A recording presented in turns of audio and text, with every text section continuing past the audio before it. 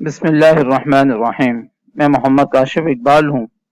ہم اس بات کا بڑی خوشی سے اظہار کر رہے ہیں کہ ہم اس چینل کے ذریعے ایک نیا سلسلہ شروع کر رہے ہیں، جی تجوید القرآن کا سلسلہ۔ اس سلسلے میں ہم انشاءاللہ تجوید کے تمام مسائل، جس میں تجوید کی اہمیت و ضرورت، تجوید کو قرآن سے پڑھنے کے تمام احکامات، مخارج، تلفظ، ان کی درست ادائیگی اور ان کا پڑھنے کا طریقہ، اس کے علاوہ تجوید سے متعلق تمام قواعد اور احکامات کو انشاءاللہ مختصر انداز میں بیان کریں گے۔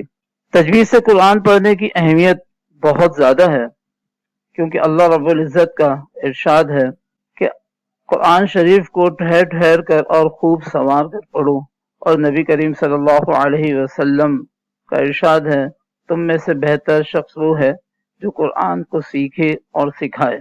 تجوید سے قرآن شریف پڑھنے کی اہمیت بہت زیادہ ہے کہ قرآن شریف کو تجوید سے نہ پڑھنے والا گناہگار ٹھہرتا ہے، کہ جیسے ایک حدیث شریف کا مفہوم ہے کہ بہت سے قرآن پڑھنے والے ایسے پڑھتے ہیں کہ قرآن شریف ان پر غلط پڑھنے کی وجہ سے لعنت کرتا ہے، تو اس بات کی ضرورت اور بھی زیادہ بڑھ جاتی ہے کہ ہم تجوید کو سیکھیں، تجوید کے احکامات کو جانیں، تجوید کے مطابق قرآن شریف کو پڑھیں۔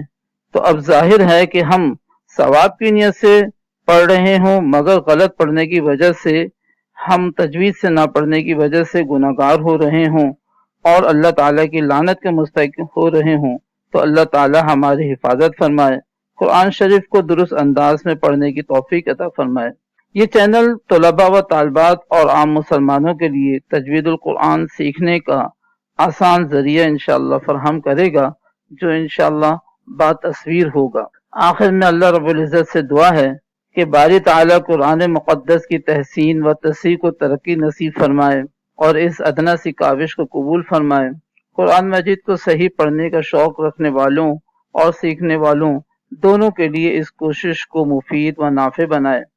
میرے لیے، میرے والدین اور اساتذہ کرام کے لیے راہ نجات اور ذریعہ نجات بنائے۔